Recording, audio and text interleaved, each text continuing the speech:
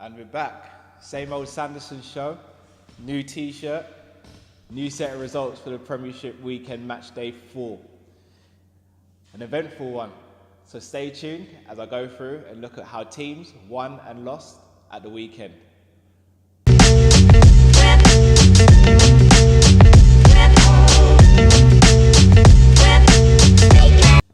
So we start with the early kickoff on Saturday. You know who it is. Liverpool, my team, my favourite team, the winners, top of the league. Shall I continue? No, I won't. So we did it.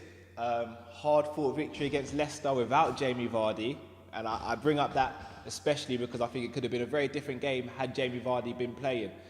But Liverpool did what, I don't want to use the C word. No, not that one. They did what champions do. They grinded out the result. Sorry, the cameraman and my brother were off screen and they looked at me like, you're going to say the C word on camera? No, I'm not. My mum watches this sometimes. It'd be too dangerous to do that. And yeah, Liverpool showed championship form. They played pretty poor, but they won. And it's not often I've been able to say that about Liverpool over the years. But it's a new still we're seeing with Liverpool. I mean, let's be honest, apart from the first game of the season where they blew West Ham out of the water, they haven't played fantastically. Firmino hasn't hit any type of form yet. Salah hasn't. Mane has. And I mean, if you're playing with a front three, you need at least one of them to turn up, and he has been doing that. But the midfielder at the weekend looked very disjointed. I mean, Henderson, Milner and Wijnaldum, I don't think they play very well together. And Maddison had a really good game. You can say he dominated a few periods in the game. Ndidi, brilliant as always, controlled, was very strong in the midfield, and Leicester deserved a point at least out of the game, if I'm going to be honest. But I'm not going to complain. We were able to go to Leicester and grab 3 points, which not many teams will end up doing this season, especially from the top 6. Leicester are a difficult team, and they showed just why they were difficult. But the whole Jamie Vardy thing really did work for Liverpool. His record against Liverpool is 7 goals in 5 games. 7 in 5. So had he played at the weekend with the chance they had, it could have been a very different story. But he wasn't, so again, I'm not going to complain. So I'll talk about the elephant that's in the room. Alisson Becker. He made a mistake. Who cares? We still won. But at the same time, he's showed a grit and a steel in that game. 1, to learn from his mistake, but 2, also not to crumble under the pressure. Over the years, we've seen Mignolet make 1 mistake and then go on to make several more in a match. Over the years, we've seen Karius do it. Make 1 mistake, and then in the Champions League final, went on to make a 2nd mistake.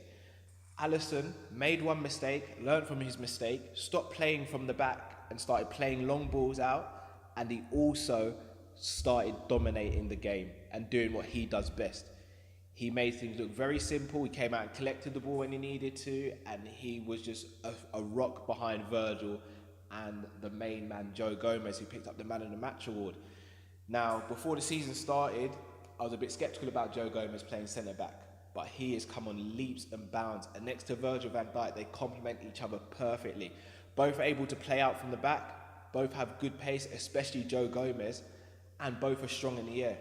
Can't ask for much more from a centre-back pairing. But again, I have to give Leicester a lot of credit. They did deserve a point from the game, but Liverpool were able to do it. So on and up for the Reds. They kept their 100% record and they sit top of the league as they go into the international break. What did you think of the game, guys? Did they deserve to lose? Did they deserve a draw? Did Leicester deserve to win? Are Liverpool going to march forward and they're going to claim their first Premier League title in 20 odd years? Leave a comment in the comment section below. So we now move on to, as I call them, sorry soldiers. Another victory for the Blues, quietly going about their business, but it was another blue day and they were too much for Bournemouth. I mean, Bournemouth had a few sniffs at goal, but nothing really too threatening for Chelsea. And let's be honest, Chelsea dominated the game from start to finish. I mean, Marcos Alonso was having shots for fun and once again showed why he is such a good attacking left back, possibly one of the best in Europe. I mean, Sarri said he is the best in Europe. I don't necessarily agree with that, but as an attacking fullback, you're not going to find many better than Marcus Alonso. But once again, Eden Hazard did what Eden Hazard does. Gets the ball, puts a bit of glue on his foot, attaches the ball to his foot, and says, come and get it, and you know you won't get it. He's showing real class so far this season, and Chelsea have that still, but that quietness and humility and that workmanlike aspect to their team this season. You're not hearing any drama, you're not hearing any disharmony in the camp. Everything seems to be really behind closed doors at Chelsea, and everything seems to just be nice and simple. I mean, they've not really been tested in terms of a team yet, but I mean, you could argue Arsenal was a test, but Arsenal blew a lot of their chances. So you've not really seen Chelsea put on the back foot or have to come from behind so far this season. But all they can do is beat the teams that have been put out in front of them, and so far they have done that. I mean, at the beginning of the season, I said I didn't think Chelsea would break into the top four. However, out of the teams who were below the top four last season, they are the only team that are knocking on that door, and it'll be interesting to see how the season develops. I mean, they're going to be in the Europa League, which is going to be harsh on the legs, but they have got a reasonably sized squad. And I mean, Kante, once again, the guy doesn't need rest. I don't even think he sleeps. He just runs all the time. And we see Jorginho is starting to really dictate the pace of games and controls what happens in and around him in midfield. So again, it's going to be interesting. Do you think Chelsea can break through top four? Do you think they can go one better and challenge for the league?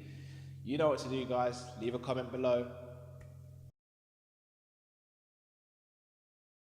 And now we move on to the champions, who came back from a slip-up last week and recorded another victory.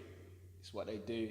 I did think this game would be a lot wider in terms of margin, but as Pep said, they showed great patience in that second half, and they could have been out of sight, let's be honest. Man City are always going to create chances, but Rafa did set up quite solid, and I mean, they were able to nick a goal, but I've got to say, Carl Walker's drive from, 30 yards?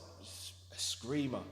A grass cutter almost. It just glided across the ground, and keeper had no chance of saving it. And Man City just, when they turn up, you don't beat them.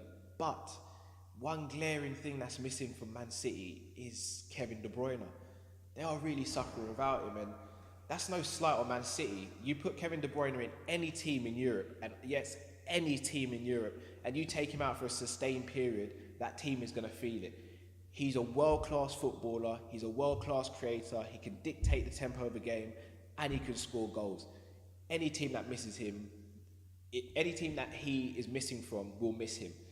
And I think Man City are showing signs of that at the moment, and this is probably the best time to play Man City.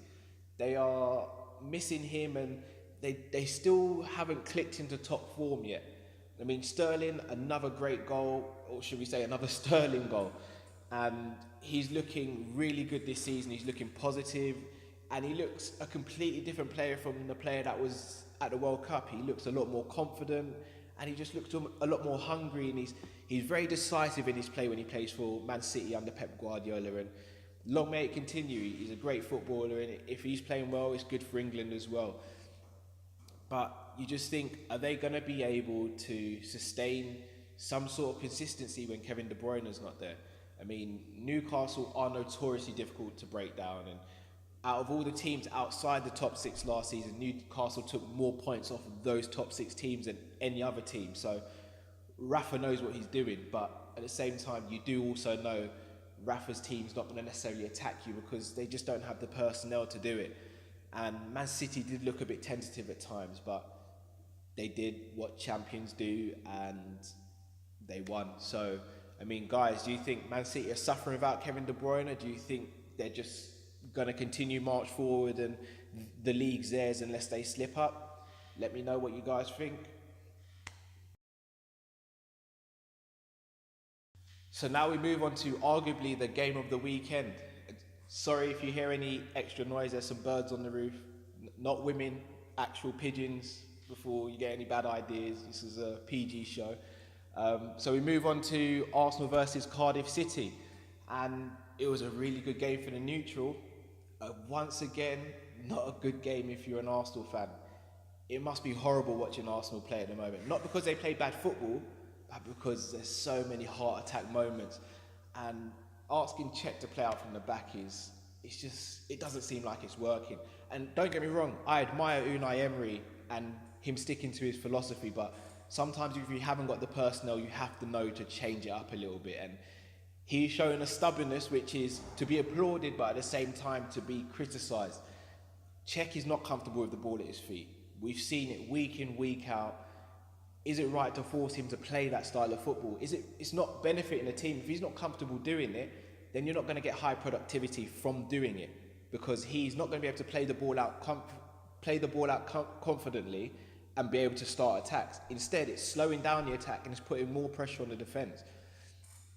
But this Arsenal team does eerily remind me of the team that Liverpool had with Suarez, Sterling and Sturridge back in 2013-14. They're going to concede goals, but when you've got Lacazette and Aubameyang up front, they are going to score goals. And they scored 2 goals of the highest order. I mean, Aubameyang's goal was Henry-esque. It was a beautiful finish. He just curled it bottom corner. No backlift, just effortless, and it just looked really easy for them. However, defensively, they are very, very leaky. I mean, they've got more holes in their defence than a sieve. And you look at that game, and Cardiff really and truly should have won. I mean, their nicknames, the Gunners, and they have got the firepower, but at the same time, at the back, they're open. They're open for attack every single time. Bellerin, very good going forward. Defensively, he struggles. Mustafi, I think he's just a German version of Martin Skrtel. Socrates, he is solid, but he's not yet completely used to the Premiership. And then you've got Monreal, who is very solid, but he can go missing sometimes. And Czech is not the same Czech that he used to be. But in this game, he pulled off some very good saves. And he did against West Ham last week, to his credit as well. So Czech can't really be faulted. But that defence, there's something missing. There's a leader missing in that defence. And they are going to come up against teams that can attack, and they will get blown away. We've seen it with Chelsea, and we've seen it with Man City. And dare I say it, without sounding too biased, if they come up against Liverpool, who are in form, Liverpool could really do some damage that back line. So Emery's got to address this somehow, whether it means dropping one of Aubameyang, Ozil or Lacazette and maybe playing 2 up top as opposed to 3 and packing the midfield a little bit more. Or is he going to change formation, go 3 at the back, have 2 wing backs? Who knows? But all I know is Arsenal, for them to get the highest position this season, they're going to have to sort themselves out defensively. Cardiff put them under a lot of pressure and they deserved at least a point from the game. However, as I've said a few times in this video, they grinded out the result and they did what they had to do. And let's be honest, football's a results business. As much as we like the entertainment, it's a results business, and they did what they had to do and they got the win. So well done to Arsenal, well done to Emery. Guys, let me know what you thought of the game in the comments below. Glory, glory, Man United. Or do we say glory, glory, Mourinho? Who's bigger, the club or the manager? Does it really matter this week? Probably not, because they did what they had to do. They went to Burnley, which is notoriously difficult to go to and get a win, and they did what they had to do. And they did it in dominating fashion, especially before Marcus Rashford got sent off, but I'll get to that in a second. But they were very dominant in this game. From start to Marcus Rashford getting sent off, they dominated this game in all avenues. Lingard was very good, picking up great pockets between the midfield and the defence of Burnley, and Lukaku was a lot more clinical, and that's been his biggest criticism so far this season. His first touch, well, we know about his first touch, the ball comes to him and it bounces down the motorway. But this game, he was able to hold the ball up and he was able to score the goals, the vital goals to give United the 3 points. Mourinho opted to go for 4 at the back instead of having Herrera there this time, and they looked a lot more solid at the back.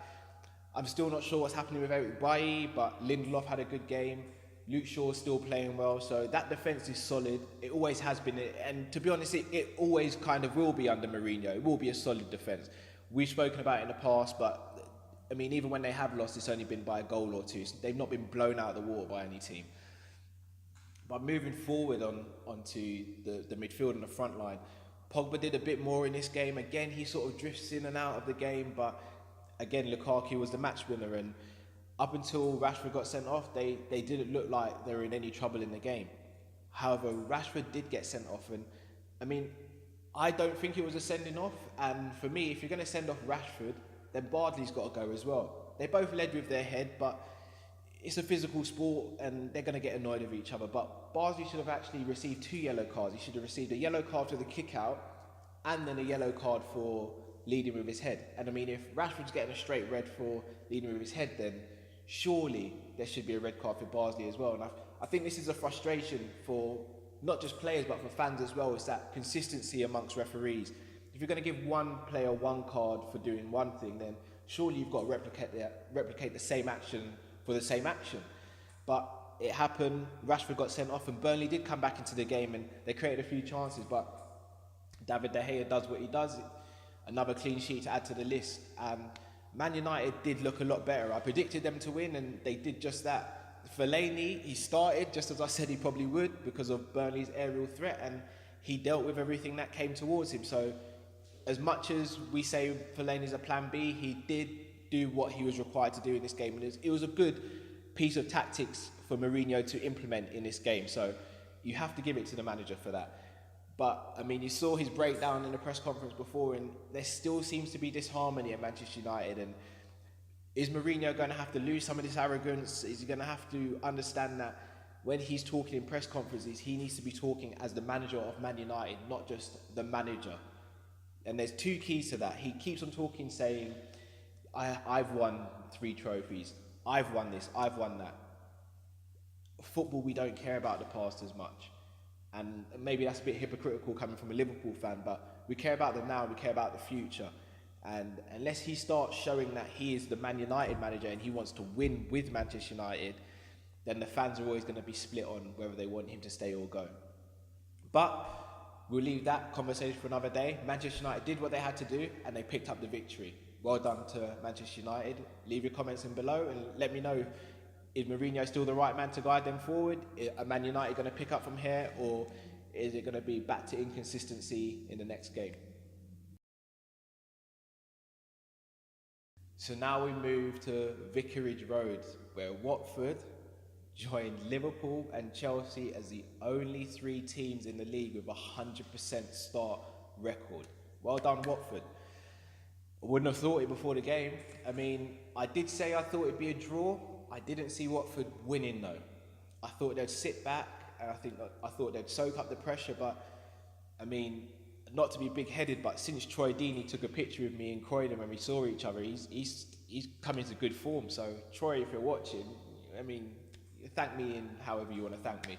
But all seriousness, he is leading from the front, and to play against Troy Deeney and Andre Gray must be horrible for defenders. I mean, they're just bullies, aren't they? They're big, they're strong, they've got a little bit of pace about them, but they're not going to give you a minute's rest. And for all it was worth, Tottenham did play well in the game, but when Watford started piling on the pressure, they just couldn't handle it. And it was weird to see Tottenham like that. And Pochettino even alluded to it in the post-match interviews, and he seemed very frustrated. I mean, you look at Poch and you know what he expects from his players. He expects technique, but first and foremost, he expects a steal. He expects the spine to be strong. He expects everyone in that team to be a bully and not be bullied.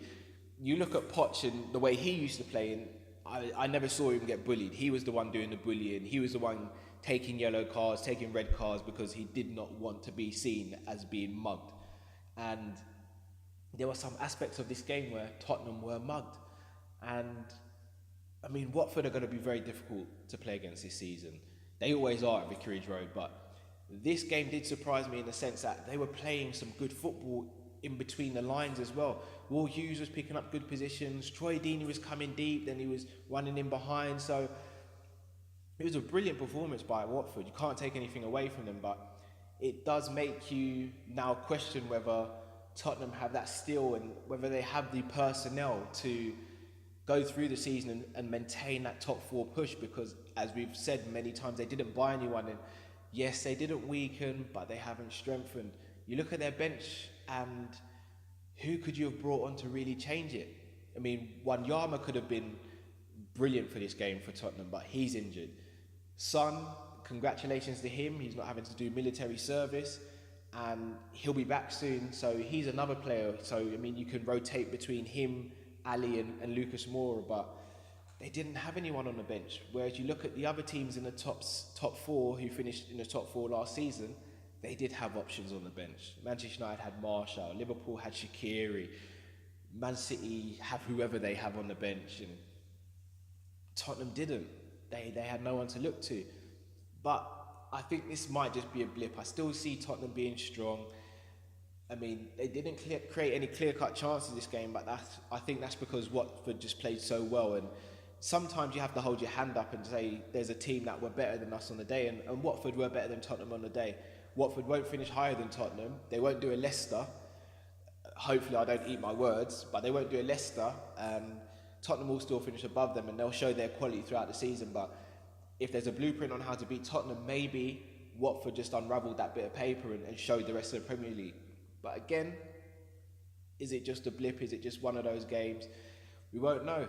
Only the season ahead will tell us. And they've got a big game after the international break against Liverpool, which last season went the way of Tottenham. Hopefully it won't this season, but it'll be a perfect game for them to bounce back and show the fans and show the rest of the league that they are serious about this season, and they are still going to be one of the teams in and around the top four and the title hunt. So, I mean, that's Tottenham. Let me know what you think. Tottenham fans, were you happy with the performance but just thought you were unlucky, or do you think things need to change going forward?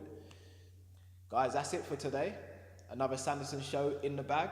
Another 3 points for various teams. The league is progressing nicely, and the games are coming thick and fast after the international break.